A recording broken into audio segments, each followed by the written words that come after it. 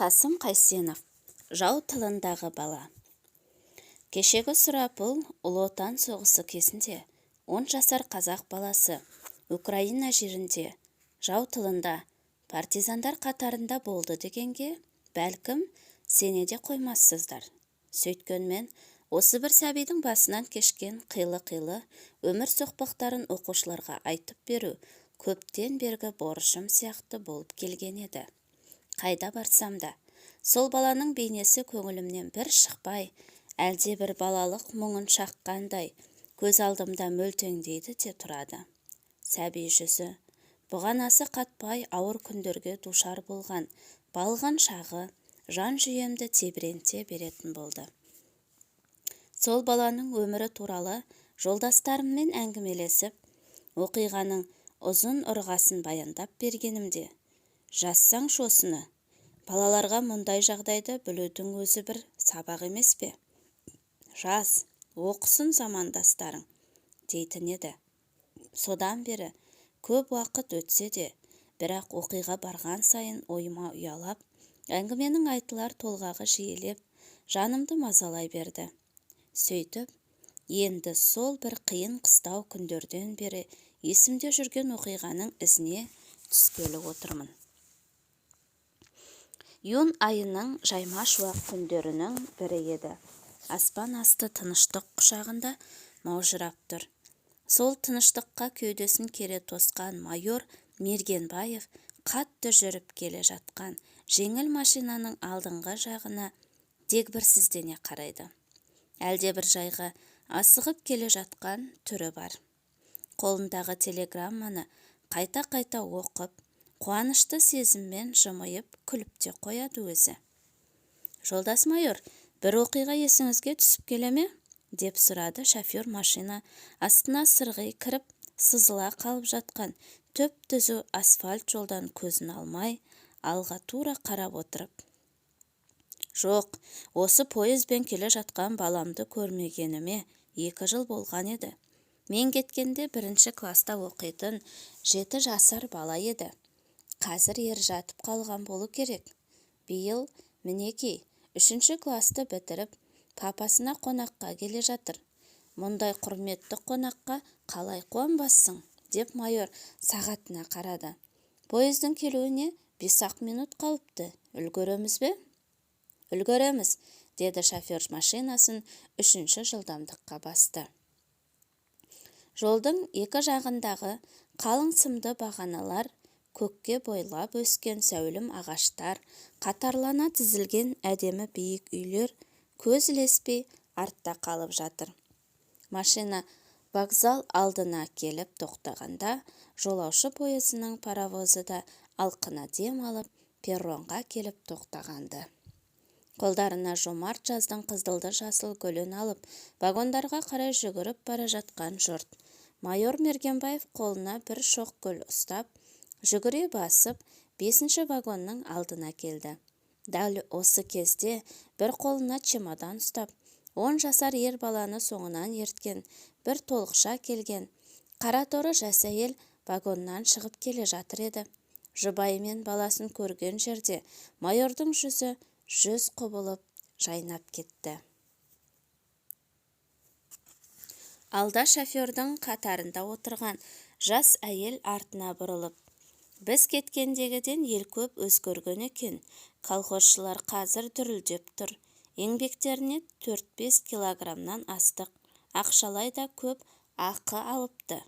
Колхоз үлкен электр станциясын салып жатыр екен, осы бірер айда бітетін болу керек. Әр үй электр сымын тарттырып қойып, Ильич нұрын күтіп отыр.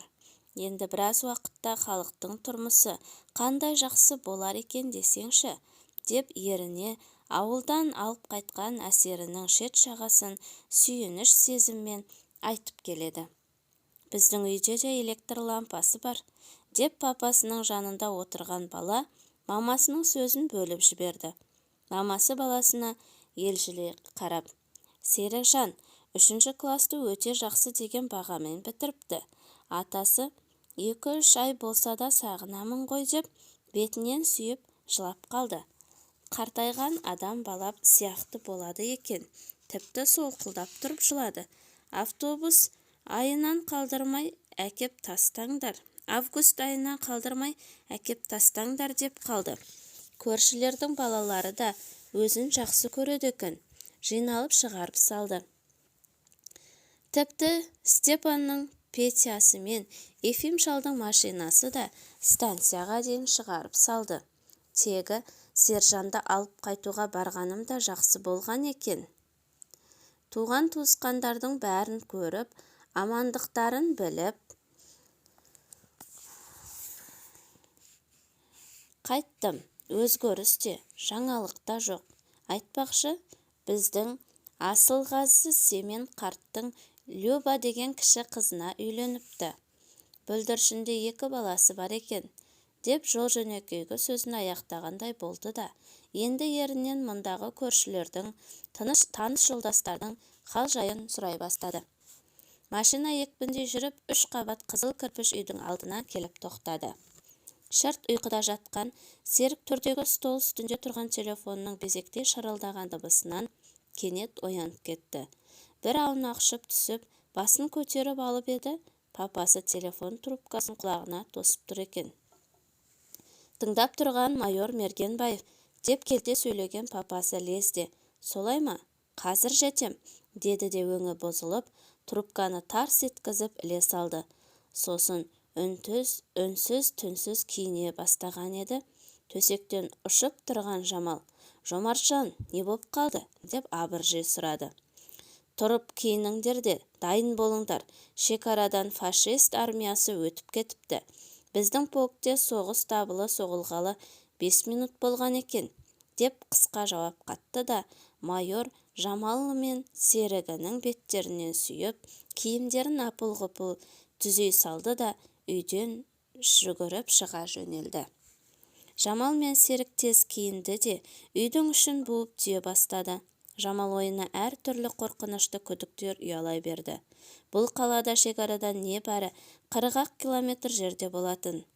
Шекарадан өтіп кеткен жау бірнеше сағаттан соң осы қалаға, өздері тұрған зәулім биік үйлерге оқ атуы мүмкін.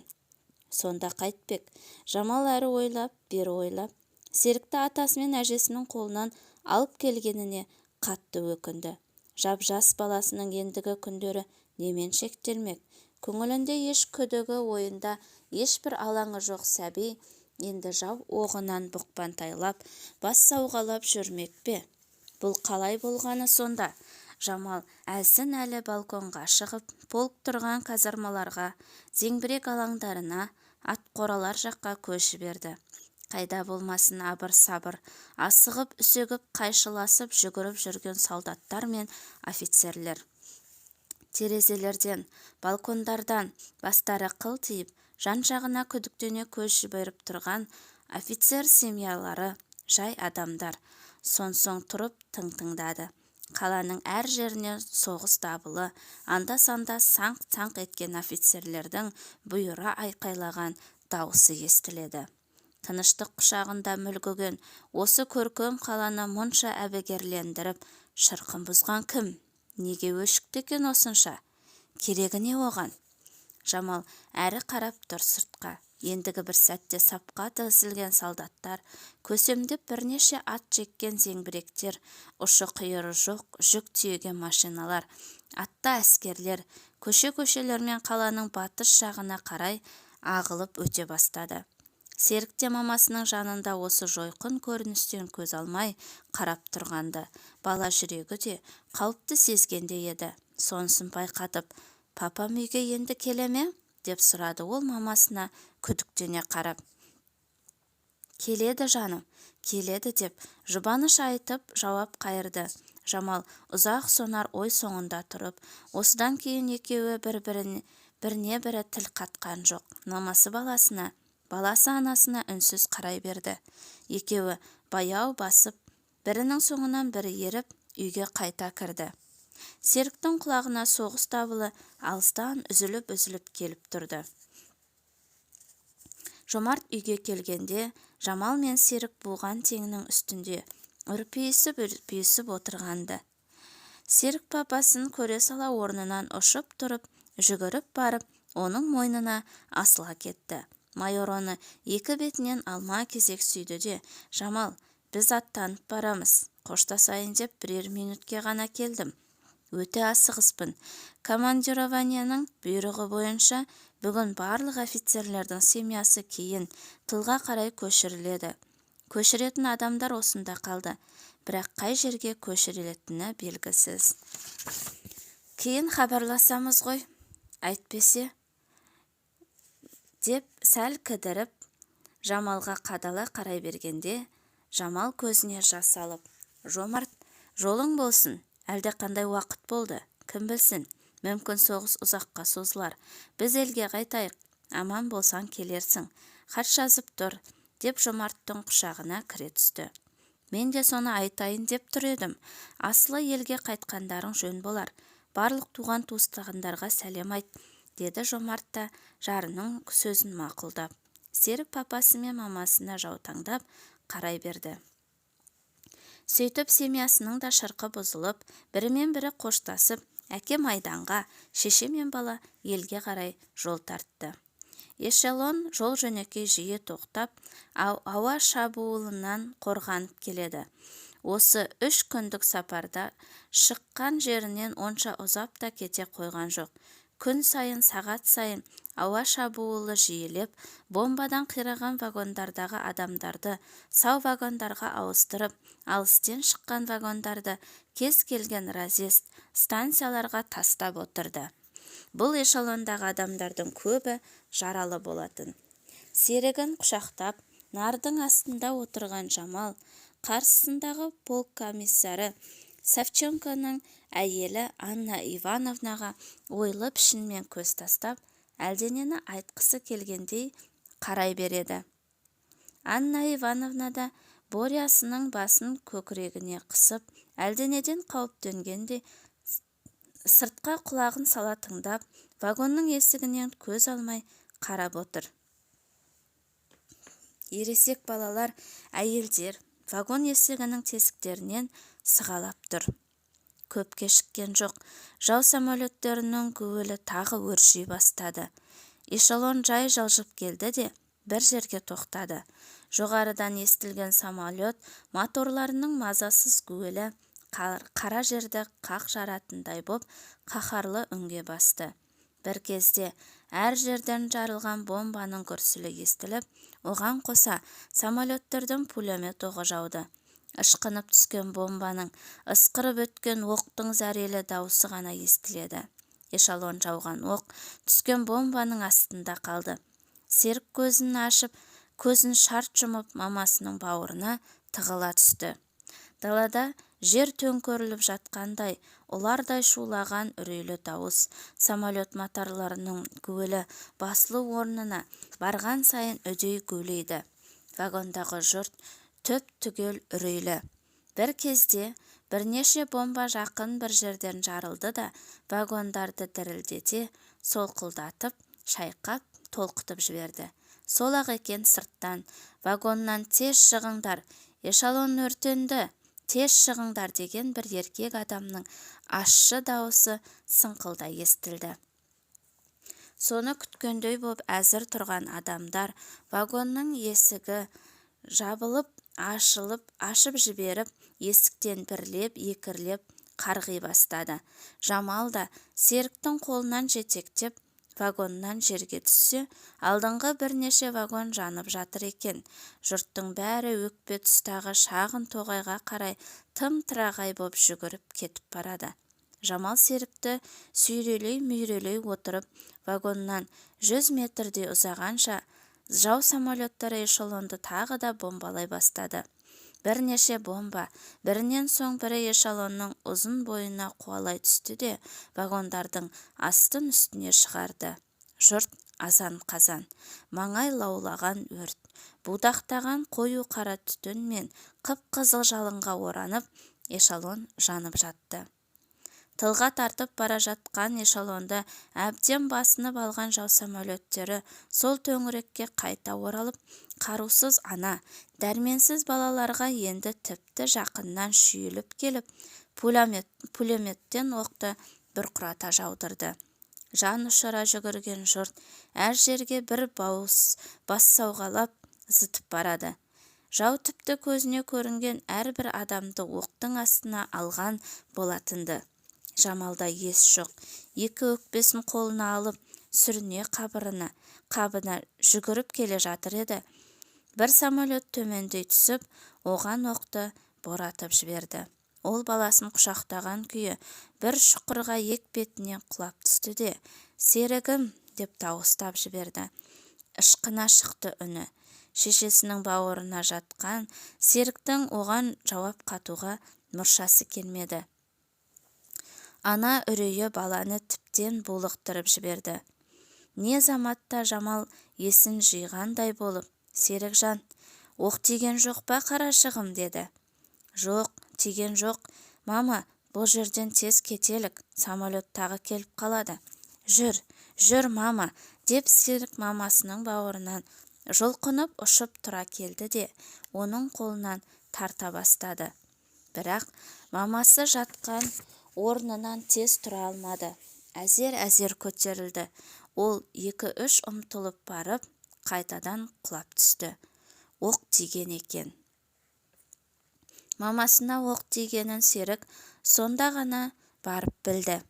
Не істерін білмей, сасқан бала жан-жағына жалтақтап, аңырып тұрып қалды. Бар қауқары, «Мама, тұр» деп қолынан тартқылай берді. Бір кезде Жамал ышқынып барып, екінші жақ жамбасына аунап түсті. Сол жерде Серік шешесінің қанға боялып жатқанын көріп, шошып кетті. «Мама, ана ағаш ішіне жетелік, жұрттың бәрі соған барып тығылды». «Мама, жүрші» деді. Серік тағы да оң қолымен көзінің жасын сүртіп, Жамал тіл қатпады. Аузынан әлсіз үн, болымсыз дем шығады. Серік көгендеген қозыда ешқайда кете алмай, шешесінің жанында жылап тұра берді. Жау самолеттері қайтып оралмады. Әлгінде ғана астан кестен болған дүние бір сәт тынышталып, жым-жырт бола қалды. Маңайда жан жоқ. 2-3 сағат өткеннен кейін Серіктің жылай-жылай дәрмені құрып, шешесінің бас жағына жүресінен отыра кетті. Жамал тағы 1 сағаттай қиналып жатты да жан тапсырды. Әкесі алдыңғы шепке аттанып, анасы далада қаза тауып, жас Серік бұрын аяғы баспаған алыс жерде тірі жетім боп жалғыз қала берді. Қайда барады? Не істейді? Не күтіп тұр алдында? Бәрі оған мәлімсіз. Серік анасының қасынан кете алмай тұрған шақта, сол маңдағы бір ағаштың түбінде толық денелі, орта бойлы, қою сары шашты, 30-ның 2-3-еуіне келген бір әйел отыр еді. Бұл полк комиссары Савченконың жұбайы, партия мүшесі Анна Ивановна Савченко болатын. Оның жанында ағашқа сүйеніп 11-12-лер шамасындағы ақ сары шашты, көк көзді жалаңбас бір ер бала тұр. Бұл сол Анна Ивановнаның Борис деген жалғыз ұлы болатын.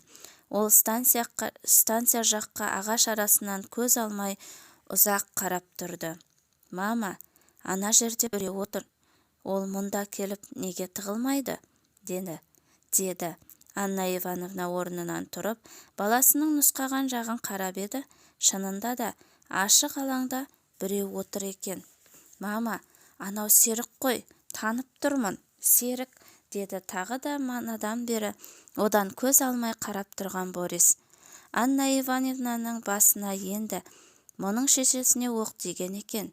Сөйтіп, Серік оның жанынан кете алмай тұр екен деген күдікті ой сап ете түсті. Бористің қолынан жетектеп алды да Анна Ивановна солай қарай беттеді. Орманның шетіне келіп анықтап қарап еді. Әлгі отырған Серіктің дәл өзі екен. Анна Ивановна жау самолеті көрінбей ме екен дегендей айналаға, аспанға бағдарлай қарап алды да: «Боря, сен осы жерде тұра тұр, мен барып не болғанын біліп келейін», деді. Боря басын изеді. Анна Ивановна жедел басып Серіктің жанына келгенде, ол орнынан ұшып тұрып Анна мен шешесіне алма кезек қарап, егіліп жылап қоя берді. Серік, неге жылайсың? Мамаң жаралы ма деп Анна Ивановна Жамалдың бетіне үңіле қарап, тамырын ұстап көрсе, ол жан тәсілім берген екен. Енді Анна Ивановна да не істерін білмей, Серіктің басынан сипап, аңырып тұрып қалды. Оның көз алдынан қара торы, толық денелі, қою, ұзын қара шашты, өзінің көршісі Жамалдың жарқын бейнесі кетпеді. Ол сол сүйкімді бейнені көз алдынан кетіргісі келмегендей, бір нүктеден көзін алмай қарап тұра берді. Сәлден соң бір шешімге келгендей, Серікті бауырына қыса түсіп: «Сенің мамаң өлді, мамаңды фашистер өлтірді» деу-ақ мұң екен. Серік тағы да тізерлеп отыра қалып, мамасының өлі денесін құшақтап, еңіреп жылап қоя берді. Анна Ивановна да егіліп тұр еді. Жамалдың бетін оның жасырып кеткісі келді. Бірақ қалай жасырмақ? Не қолында күрегі жоқ, не көңіректен еш нәрсе табар емес. Сөйткенше болған жоқ. Алыстан самолет моторлары жер жара гуілдеп тағы да жақындай түсті. Анна Ивановна дереу Жамалдың үстіндегі қанға боялған жаздық жұқа пальтосын шешіп алды да денесіне айқара жапты. Қысылтаяңда қолынан бар келгені сол-ақ еді. Сосын: «Серік, жүр, кетейік. Әне фашист самолеттері тағы да ұшып келеді. Жүр, ана жерде Боря тұр, соған барайық», деді ол. Серіктің қолынан ұстап, көзіне жас толған Серік мамасының денесінен көз алмай: «Бармаймын, осы арада боламын», дегенде басын шайқап, орнынан қозғалмады. «Серік, мұның не? Жүр, мамаң өлді, енді папаңды тауып алайық», деді Анна Ивановна. Оны мамасынан күдер үздіріп, ертіп әкетейін деген оймен. Сол арада жау самолеттері де қаптап кетті. Серік артына жалтақ-жалтақ қарап, Анна Ивановнаның соңынан ерді. Бөлкектеп кете барды. Толассыз жауған жаңбыр, әр ағаштың түбін паналаған адам. Бұлар 2-3 күннен бергі жау бомбасынан бораған оқтан әлде қалай аман қалғандар. Көбі әйел, бала-шаға. Іштерінде эшелондарды басқарып келе жатқан бірен-саран әскери адамдар да бар. Эшелондары өртеніп, жаудан баспаналап, қашқандары бәрі де киім-кешек, азық-түліктерін тастап кеткен. Дені жаралы. Бұларға осы төңіректегі село станциялардан қашқан адамдар да келіп қосылған. Жаңа қосылған адамдар жау пәлен жерге, түген жерге келіп қалды. Қызыл армия шегініп келеді. Жау бүгін ертең осы арада болады. Бұл жерден дереу кету керек деген үрейлі хабарды да ала келген болатын. Анна Ивановна 2 баланы бауырына қысып, бұтақты жуан талды паналап тұр. Не істеу керек? Осы сұраққа ол неше күннен бері жауап бере алмады. Енді пойызбен жүре алмаймыз. Біреуді біреу біліп болар емес. Төңіректегі жұрттың бәрі шығысқа беттеп барады. Алдағы бірер күнде азығымыз да таусылады. Сонда не істемекпін? Жаяулап қанша жерге бармақпын? Егер жау қуып жетсе, фашистердің қолында қалсам не боламын? Дәл осы ақырғы сұраулы ойға келген тоқтағанда, оның денесі тітіркеніп кетті де, костюмының ішті қалтасындағы партбилетін ұстай алды. Жаулап алған жерлерде фашистер коммунистерге, тіпті жай совет адамдарына не істеп келе жатқанын батыс жақтан қашқан адамдардан талай естіген болатын. Анна Ивановнаның өз басындағы қайғысына, бауырында бүрісіп тұрған кішкентай Серіктің қасіретті қайғысы келіп, үстемелей қосылды. Оның ойы онға, санасы санға бөлініп, басы қатты. Ұйқы дегенді ұмытты.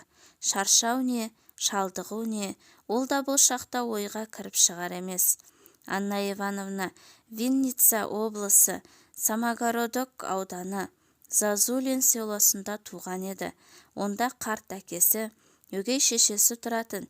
Ендігі бір ойы осы туған селосына жеткісі келді. Осы тоқтам, осы байлам жеңіп, ақырында қалған бір тілім нанды екі балаға бөліп берді де жолға әзірленді ол. Шығысқа қарай шұбыра ағылып бара жатқан жұрт. Біреулер бозғыл шаңды бұрқыратып жолмен, кейбіреулер жол бойына жарыса шыққан ағаш арасымен, енді біреулер ашық даламен тартқан. Бәрі де арттарына, батыс жаққа, аспанға жалтақ-жалтақ кектене қарайды, ызалана қарайды. Үлкеннің де, кішінің де жүзінде жанкештіліктің, ызаның, ашу толқынның, жалындаған кектің таңбасы бар. Анна Ивановна арт жағына бұрылып қараса, шұбырынды қалың босқындар әр жерге топтанып тұр екен. Бір кезде бірнеше жерден автоматтардан дыр-дыр етіп оқ атылды. Жұрт әр жаққа тырым-тырақай қаша жөнелді. Автомат даусын естігенде Серік пен Борис құлақтарын тіге қалды да зәрелері ұшып кетті. Қарусыз халық кез келген жаққа жан ұшыра ойысып барады. Оқ тигендері құлап та жатыр. Босып келе жатқан бейбіт адамдарға жан жақтан оқ борап кетті. Анна Ивановна екі баланы екі қолымен ұстай алды да оң жақ өкпе тұстағы тоғайға қарай жүгірді. «Мама, оқ атқан кімдер?» деп сұрады артына бұрыла қарап келе жатқан Борис. «Білмеймін», деп Анна Ивановна келте жауап қайырды да ілгері қарай жүгіре берді. Автоматтан, жеке винтовкалардан атылған оқ даусынан төңірек жаңғырығып кетті. Дәл осы кезде гүрілдеген мотор даусы естілді де, гүріл үдей түсіп, дарылдаған автомат даусына ұласты. Біреуді біреу біліп болар емес. Астан-кестен бір дүние әйтеуір. Бас сауғалап кез келген жаққа қарай жан ұшыра безіп бара жатқан жұрт. Анна Ивановна екі баласымен тоғайға келіп кірді де, не істерін білмей, кілт бұрылып бір орнынан тапжылмай тұрып қалды. «Жүр, мама!» дей берді үрейлері ұшқан екі бала, аналарының қолынан ілгері қарай тартып. Анна Ивановна оқ атқан кімдер? Анықтап көріп алайын дегендей, қашып келген жағына ұзақ қараумен болды. Екі көзі бұлдырап, еш нәрсе көрер емес. Көзін қайта-қайта сүртіп қарағанмен, бірақ ешкімді анық көре алмады. Содан соң ол балаларын ертіп, бір талдың түбіне келді де отыра кетті. Тағы да құлақ тұндыра оқ атылды. Сәлден соң атылған оқ серіктер отырған маңайды тіміскілей бастады. Ысқырып өткен оқтан қорғанып балалар да бұталарды паналап бұға қалысты. Бұл не сұмдық? Оқ атып жатқан кім? Фашистердің келіп ақ қалғаны ма? Жоқ, ол жауыздарды Қызыл армия жібере қоймас. Сонда оқ атқан кім? Біздің әскерлер босып келе жатқан өз адамдарына оқ ата ма? Жоқ, оқ атуы мүмкін емес. Сонда кімдер? Деген ойда отырғанда мотоциклисттер жол бойына қаптап кетті. Бірінің соңынан бірі жолмен ілгері қарай өтіп жатыр. Бәрі де бір келкі көк киімді. Білектерін шынтақтарына дейін түріп, бастарына каска киіп, автоматтарын алдарына көлденең асып алған. «Мынау біздің солдаттар емес», деді Борис жұлып алғандай. Мотоциклистерден көз алмай қарап тұрып, Серік те, Анна Ивановна да оған ешбір жауап қатқан жоқ. Үнсіз, қимылсыз тұрып, мотоциклистерге үңіле қараумен болды. Анна Ивановна көзін оң қолының салалы саусақтарымен қайта-қайта сүртіп қарап тұр. Не заматта осы сабылысып өтіп жатқан фашистер екеніне көзі әбден жеткен соң, «Я, жау қуып жетті. Ендігі күніміз не болар екен?» деп күбірледі де, Борис пен Серікке алма-кезек бір қарап қойды. Сол түні Анна Ивановна екі баласымен ағаш түбіне паналап шықты. Енді жолмен жүру болар үшін қауіпті болды. Не болса да алға қарай жүре берейін деген шешімге келген ана Борис пен Серікті ертіп, ағаштың арасымен ілгері қарай жүре берді. Азықтары таусылған болатын. Бірер сағат жүргеннен кейін сирей бастаған тоғай шетінен қалың өрт көзге шалынды. Будақтаған түтін ішінен қызыл жалынның тілі жалаң-жалаң етті. Өрт маңында қараңдаған әйелдер, үшеуі солға қарай бұрылып, өртті айналып жүрмек болды. Анна Ивановнаға жанып жатқан мал қорасы не бір сарай сияқты болып көрінді. Ілгері біраз жүргеннен кейін өртеніп жатқан мал қорасы емес, село болып шықты. Әр үйдің қасында 2-3-тен мотоциклистер жүр екен. Село өртеніп жатыр, деді Серік Анна Ивановнаға қарап. Бірақ ана ешбір жауап қатпастан ілгері қарап аяңдай берді. Ағаш ішімен жанып жатқан селоны айналып өткен соң бір талдың түбіне отырып демалды бұлар.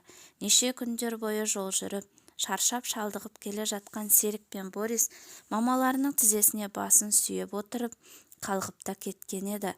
Жарты сағаттай уақыт өтті. Анна Ивановна балаларының ұйқысын қимай, екеуінің басын екі қолмен сипап отыра берді.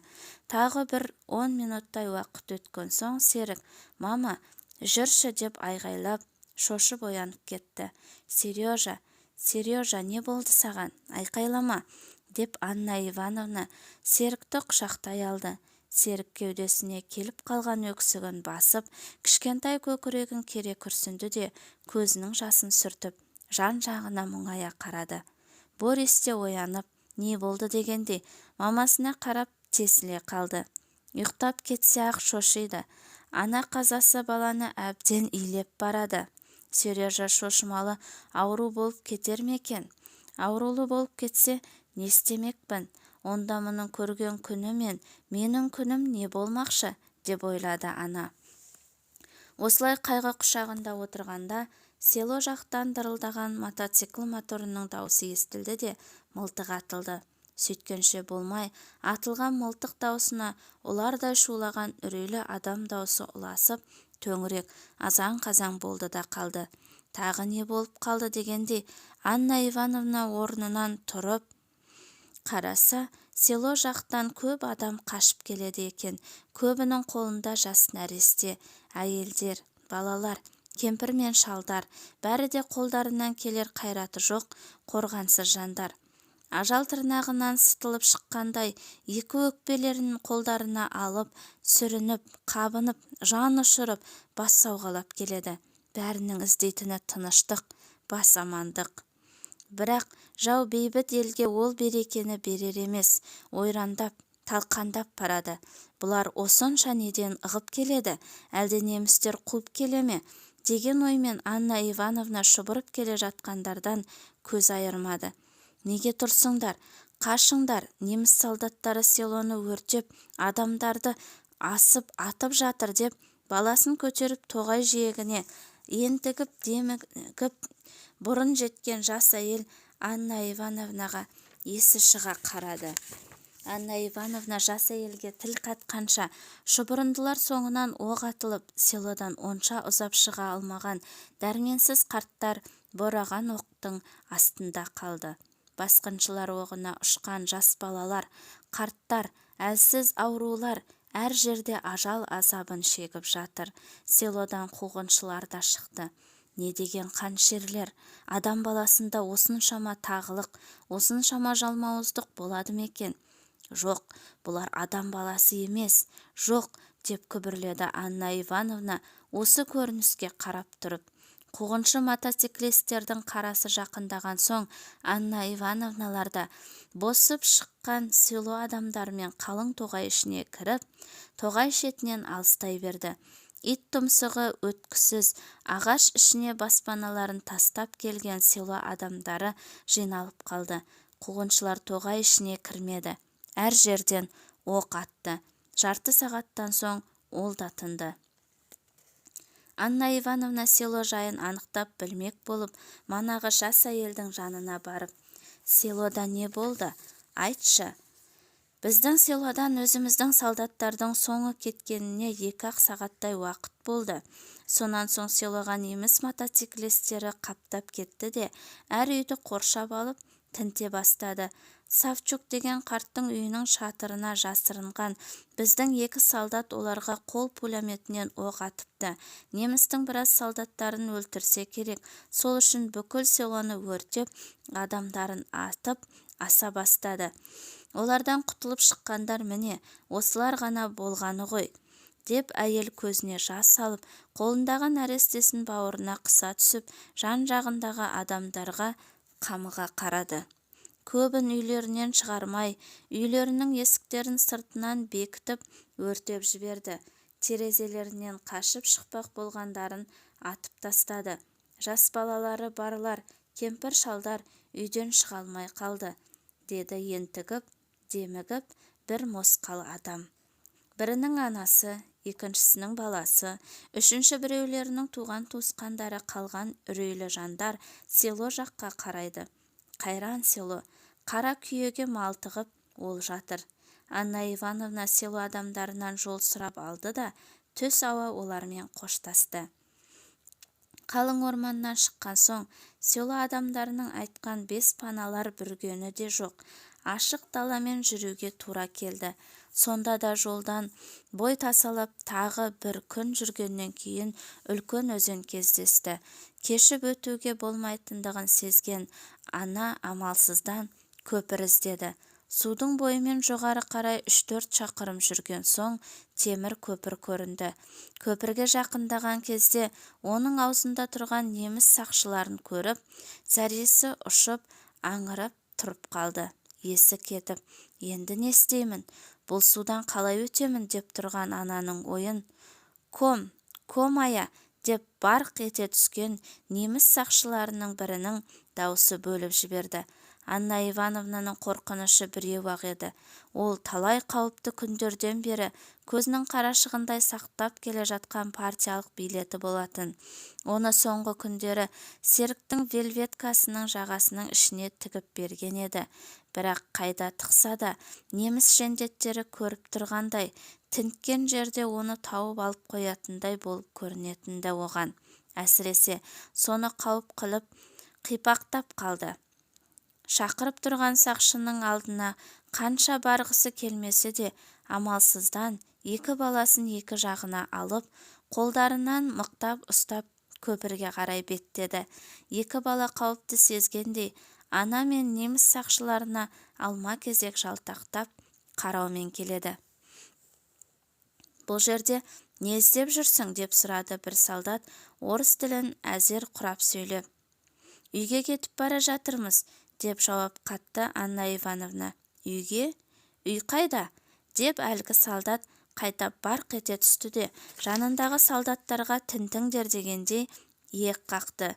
3-4 солдат әрі тінтіп, бері тінтіп, Анна Ивановнаның паспорты мен қол сағатынан басқа еш нәрсе таба алмады. Басқа документтерің қайда? Деп тебінді әлгі солдат. Басқа документім жоқ, деп Анна Ивановна қысқа ғана жауап берді. Не қыларын білмей, аптығып тұрған әлді солдат. Мынау кімнің баласы? Деп сұрады Серікке қадала қарап. Өзімнің балам, деп Анна Ивановна іркілмей жауап берді де, Серіктің иығынан ұстап, өзіне қарай тартты. Өтірік айтасың, мынау азиат, орыс емес, украиндық емес, деп ақырды әлгі солдат. Азиат десіп жамырасып кетті солдаттардың барлығы. Анна Ивановнаның зәресі ұшып кетті. Азиат деп бұл сорлы баланы менен айырып алып кетсе қайтем? Онда баладан да, партиялық билетімнен де айырылғаным ғой, деген ой оған сап ете түсіп, Серікті өзіне қарай онан сайын тарта берді. Серік те қорқып, Анна Ивановнаның бауырына қарай тығылды. Солдаттар біріне-бірі барқылдап сөйлеп, бұларды қоршай түсті. Сен азиатпысың, ә? Деп бір кекселеу жуан қарын солдат Серікке төніп келді де, сен кісі етін жейтін ұлттың баласымысың? Дегендей өзінің добалдай жүнді білегін өзі тістеді. Сонан соң оң қолының сұқ саусағын шошайтып, балаға сұс көрсетті. Серік онан бетер қорқа түсті. Зәре қалмады. Кішкентай қара көздеріне мөлдіреп, жас іркіле қалды. Гитлер солдаттарын Азия халықтары кісі етін жейді деп үйреткен екен ғой, деп жорамалдады Анна Ивановна. Жуан қарын солдаттың әлгі сөзінен кейін Анна Ивановнаның аузына өзімнің балам дегеннен басқа сөз түспеді.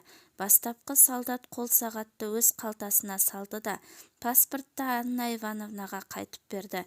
Сөйтіп тұрғанда көпірдің арғы жарғынан үстін брезентпен жапқан 10 шақты жүк машинасы келе қалды. Алдыңғы машинаның кабинасынан басына маңдайы шошайған қалпақ киген бір неміс офицері қарғып түсті де Анна Ивановналардың қасына үймелеп тұрған солдаттарға қолын бұлғап айғай салды. Барлығы соған қарай жүгіре жөнелді. Жүгіріп бара жатқан солдаттардың ең соңындағы біреуі тұра қалды да артына қарап сәл кідіріп барып Анна Ивановнаға жүгіріп келді. Мен чехпін, біз туысқан адамдармыз, бұлардың өздері кісі жегіш, ел тонағыш тағылар, тез кетіңіздер деп түстік жақты нұсқады да ол қайта жүгіре жөнелді. Анна Ивановна екі баласын жетектеп көпір аузынан түстікке қарай ұзай берді. Көпірден ұзап шыққан соң бір қалың тоғайға кезікті олар. Тұнжырап жай ғана ағып жатқан үлкен судың жағысымен жоғары өрлеп тағы біраз жүрген соң, «Мама, Сережа әбден шаршады. Менің де аяғымда ботинкем қажап жүре алмай келемін. Демалайықшы. Жендеттерден тағы бір құтылдық қой», деді Борис жас терекке сүйене кетіп. Бористің ұсынысын қолдағандай серікте тұра қалды. Анна Ивановна артына бұрылып, «Жарайды, демалсақ демалайық» дегендей жуан теректің түбіне отыра кетті. Балалар да шешесінің жанына келіп жайғасты. «Мама, қара жолмен жүрсек, Сережа екеуміз де бәтеңкелерімізді шешіп алып, жалаң аяқ жүрер едік. Мына жолсыз жерде бәтеңке аяғымызды әбден қажап тастады. Жалаң аяқ жүруге бұта қарағаннан тағы болмайды», деді Борис бәтеңкесін шешіп жатып. Боречка, енді бізге жолмен жүруге болмайды. Фашистер атып тастайды. Көрдіңдер ғой, әлгінде олардың бізге қалай қаумалағанын. Енді алыс емес, бірер күнде жетеміз, нағашыларың аман болса», деп Анна Ивановна ауыр күрсініп алды. Ана күрсінісін балалар да ұғады. Ұққанымен істер қайрат, қылар дәрмен бар ма? «Мама, тез кетіңдер деген неміс жақсы екен, бізді аяп кетті ғой деймін», деді Борис балалық мінезбен. «Ол неміс емес, өзі чехпін деді ғой, ол чех. Тіпті немістердің ішінде де жақсылары бар. Олардың барлығы фашистер емес», деді Анна Ивановна зат салатын дорбасының аузын шешіп жатып. «Енді олар бізге қарсы неге соғысады?» деді серік жұлып алғандай. «Оларды Гитлер соғысқа зорлап жіберіп отыр. Бармаймын десе асып өлтіреді. Туған туысқандарында тірі қоймайды», деді Анна Ивановна серікке бір үзім нан ұсынып жатып. «Гитлер жауыз», деді серік. «Әрине ол жауыз. Жол жөнекей көрдің ғой, өртеп жатыр, асып жатыр, атып жатыр. Соның барлығын Гитлердің бұйрығымен істеп отыр», деп Борис екілене сөйледі. Екі баланың да Гитлерге деген, Гитлер жендеттеріне деген кегі іштерінде қазандай қайнап тұр. «Жарайды, нандарыңды жеп, демалыңдар. Күн батпай мына судың арғы жағына өтіп алайық», деді Анна Ивановна. Жау қылығына ызалы отырған балаларын аздап та болса демалдырып алғысы кеп.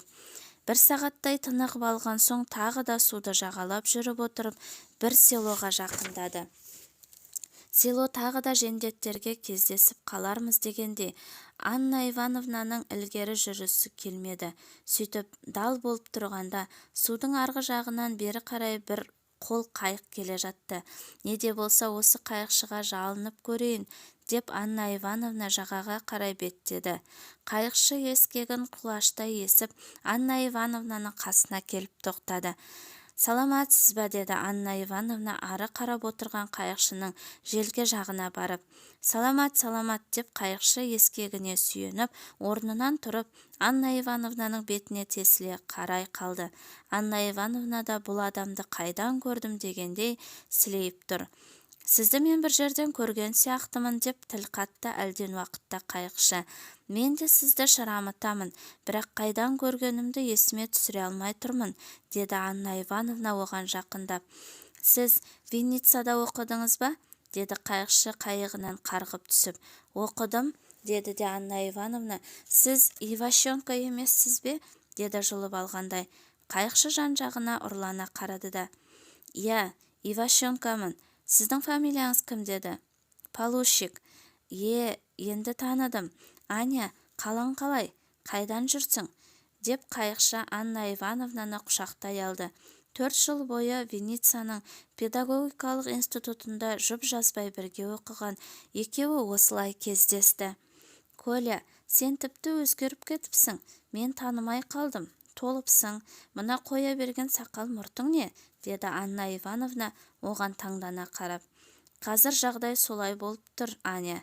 Жасым 40-қа жетпесе де, сақал мұрт қоюға тура келді. Ол жөнінде әңгімелесерміз. Өзің қайдан келесің? Ана тұрған балалар кім? Деді Иващенко. Ол екеуі бізге қарап қалыпты ғой. Ана үлкені менің Борис деген балам. Биыл 12-де. Жанындағы Сережа деген. Ол да менің балам. Деп күрсініп қойды Анна Ивановна. Сол күні қас қарайғанша Анна Ивановна мен Иващенко екеуі ұзақ әңгімелесті. Анна Ивановна институт бітіргеннен кейінгі өмірін, соғыс басталғаннан бері 20 күннің ішіндегі басынан кешірген оқиғаларын, көрген білгендерін Иващенкоға түгел айтып берді. Иващенко да институтты бітіргеннен кейін аудандық комсомол комитетінің секретары, одан аудандық партия комитетінің екінші, соңынан бірінші секретары болып жүріп, ауданға басқыншылар кірердің алдында астыртын жұмысқа қалдырғанын айтып ұзақ отырды. Ұзақ жол жүріп, шаршап шалдығып, әбден бұрылығып келе жатқан екі балаға ол алма кезек қарады да, балалардың қарны әбден ашқан шығар. Мен мына селодан азық алып келейін, сендер мына бір жас қайыңның ішіне кіріп күте тұрыңдар. Біреу-міреу көріп қоймасын. Қазір басқыншылардың соғыс комендантының бұйрығы бойынша орманда жүрген адамдарды банда ретінде атады, не асады. Кешкі сағат 8-ден кейін далада, село мен қала көшелерінде жүруге болмайды, деп ескертті Иващенко орнынан тұрып жатып. Онда Коля, өзіңде байқап жүр, деді Анна Ивановна. Жоқ, мен бұл селоға үйреніп алдым. Мұнда сенімді адамдар бар, деп Иващенко селоға қарай жүгіріп кетті. Иващенко жанына 2 адам ертіп, түннің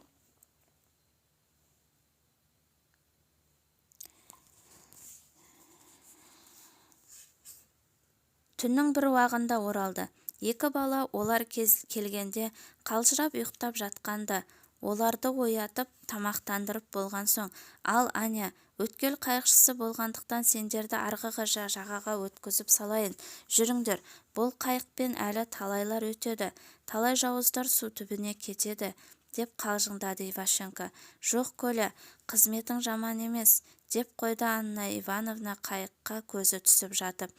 Борис пен Серік те қайықтың ортасына жайғасып отырды.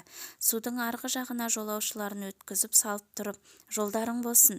Аня, ендігі хабарды өзімнен күт, сақ бол, біздің тапсырмамызды орындар деп сенеміз, деген еді Иващенко. Рахмет, Коля, маған өзің дейсен, деп жауап қатты Анна Ивановна. Анна Ивановна туған селосына 3-ші күні кеш батып, қас қарайған шақта ғана жетті. Ол тура өзінің әкесінің үйіне бармай, жолда селоның батыс жақ шетіндегі жастайынан бірге оқып, бірге өскен Тамараның үйіне соға кеткісі келді. Оның үйіне бірден кірмей, 2 баланы үйдің артқы жағындағы тасалау жерге қалдыра тұрып, өзі аяғын ептеп басып терезеге жақындады. Терезеден шам жарығы көрінбеген соң, жан-жағындағы үйлерге қарады. Ол үйлердің бәрі де терезелерінен жарық көре алмады. Сонан соң, бұл село адамдары қайда кеткен деп ойлап, сәл аңырып тұрды да, әлгі үйдің терезесіне құлағын төсеп, тыңдап еді, құлағына күбірлеп сөйлеген адамның дауысы келді. Енді Анна Ивановна, бұл үйде адам бар екен деп, терезенің бұрыш-бұрышынан мұқият қарай бастады.